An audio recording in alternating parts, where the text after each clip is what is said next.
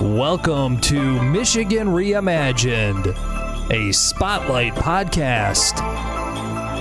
And here's your host, Chris Buck.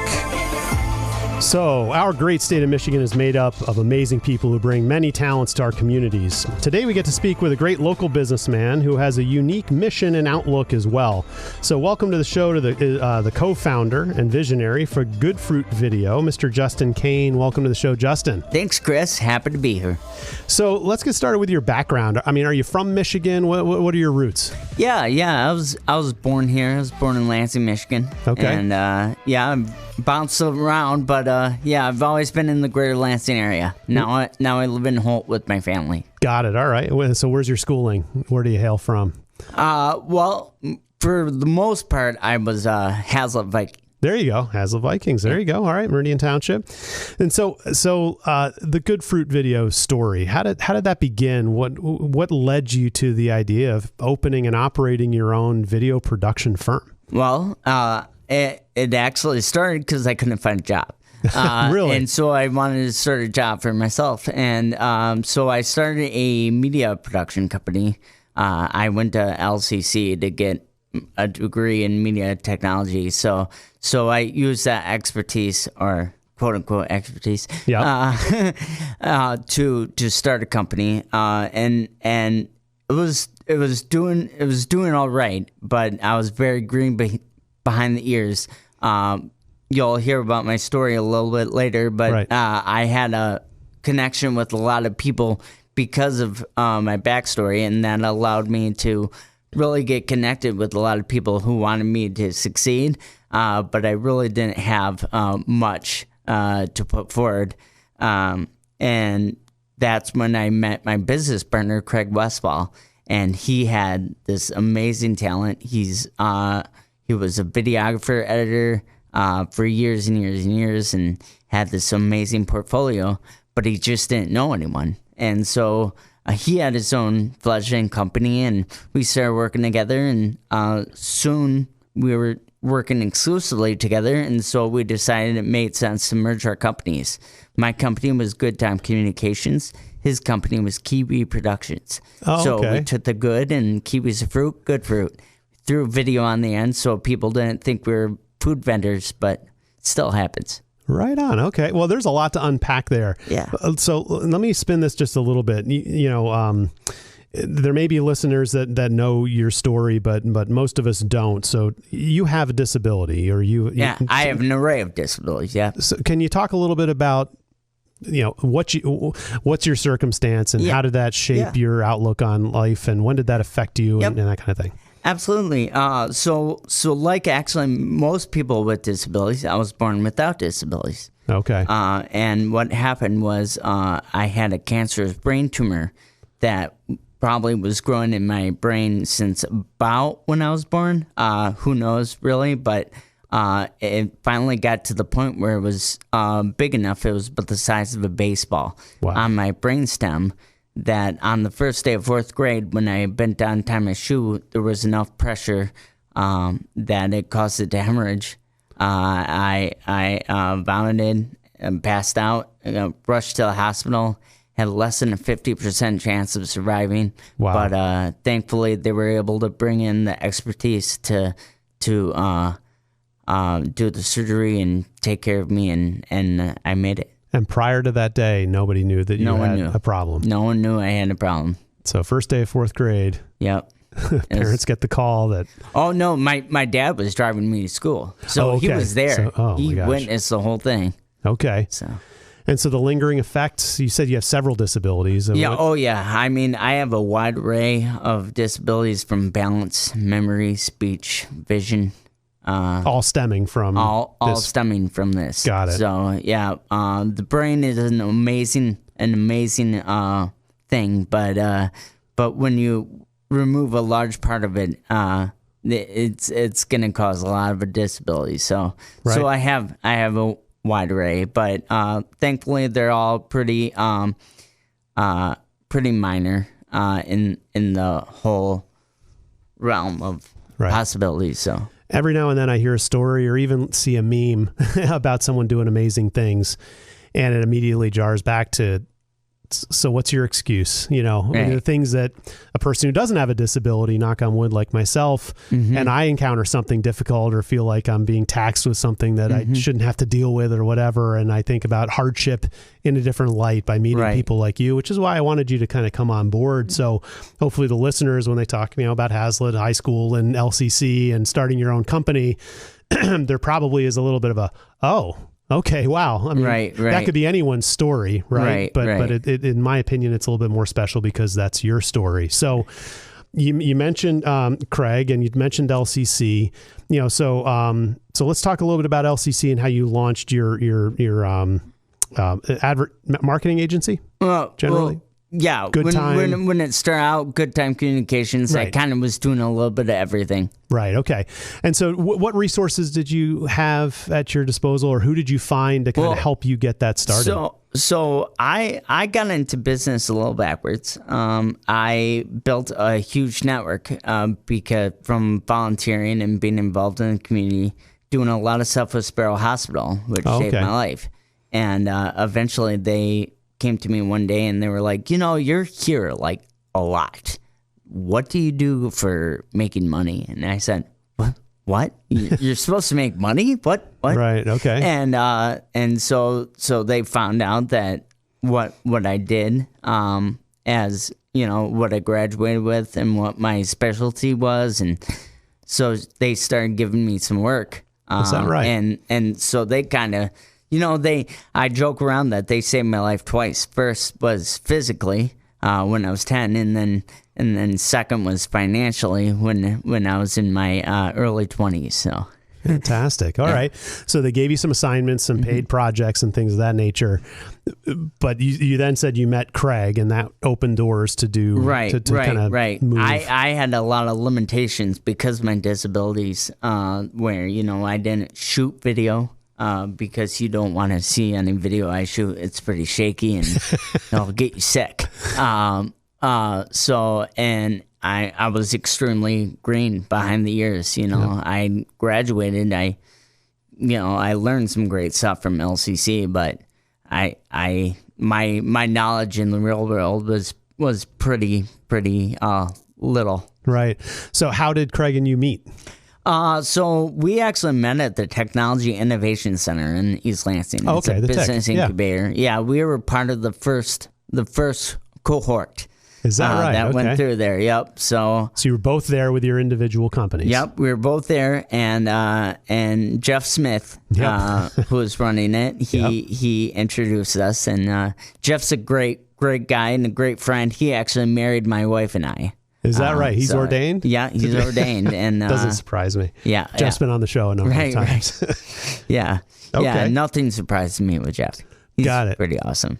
So, okay, and you've already kind of told us a little bit that you operated independently and then decided to join forces, merge the companies, and then Good Fruit. Now, the Good Fruit video, so there's another little play on words that you use for Good Fruit, right? Mm-hmm. What is that again? Well, there's a couple. There's Pick Us that we use sometimes, which is, obviously it's very much, we want us to pick us. Good fruit, yeah. But the other one is about our mission and our values, and that is to do good and be fruitful in that order. Right. And that's our mission and our purpose when it comes to Good Fruit. Got it. And so how does your mission drive your end product? Is there a certain type of video that you specialize in, or a type of client that tends to be normally in your wheelhouse? I wouldn't say our mission and purpose really drive our product. I would say our mission and purpose drive what we do, and how we act and what we bring to the table. So we're all about facilitating video for people to help them get it done. And sometimes that means that we do all the shooting and editing, all that kind of stuff. And sometimes it means we're just helping them, maybe they don't have the budget or whatnot to have us do all that. And we're helping facilitate something else. And, we want to help first. We want to help first. That's what we're all about. And we're not in it, about the bottom line. We're in it to do good and be fruitful, help people get a video they love and help facilitate that. Right on. And is there, do you specialize, or are there certain types of clients that tend to make up your portfolio, or is there a kind of a consistent theme in your end product from a, we really specialize in a 3-minute clip about blah, or do we do, Right. do you do video for events, or how does we're our bread and butter is more of the non-scripted, non-storyboarded type of productions, almost like micro documentaries almost. Okay. We have done that other stuff, but we're not experts in that storyboarding, scripting, creative ideas. If we're looking to do that, we're going to partner with one of the amazing agencies that's in this area, right? To help really facilitate that. And but yeah, so we like to we're our 3 uniques are we're fast, flexible, and authentic. All right, so fast means that we can go from start to finish quickly. Flexible means there's gonna if there's adjustments we can do that, and authentic comes with that that video is going to represent you as you truly are, and the way to be fast, flexible, and authentic, the best way to do that is this type of higher journalism, or that kind of documentary style. More we're not making a plan and we gotta stick with it. It's we're gonna get you a video that you love, and it's right on. Yeah. So before we pivot off of Good Fruit, how can people learn more about your video production company? Website, social? Yeah, you can go to goodfruitvideo.com. That's our website. We have all our information. We're an EOS company, so if you speak that language, you're going to see it all over on our website. Entrepreneur operating system. Yeah, right? Entrepreneurial operating system. Love that. But so you can go to goodfruitvideo.com. We're also Good Fruit Video on Facebook and on Instagram. You can reach out to me, Justin, at goodfruitvideo.com, and I'd be happy to chat with you. Wonderful.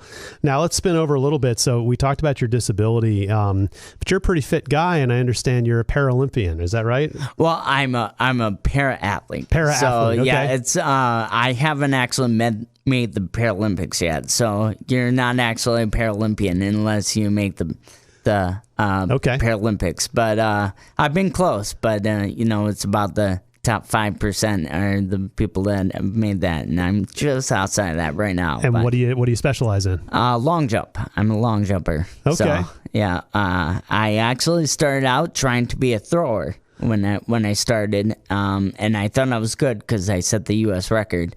But I was good for the United States. But when it came to the world, I was average at best. So I eventually figured out to be a long jumper, and I'm right outside of the top 10 in the world right now. So is that right? Yeah. So where do you train?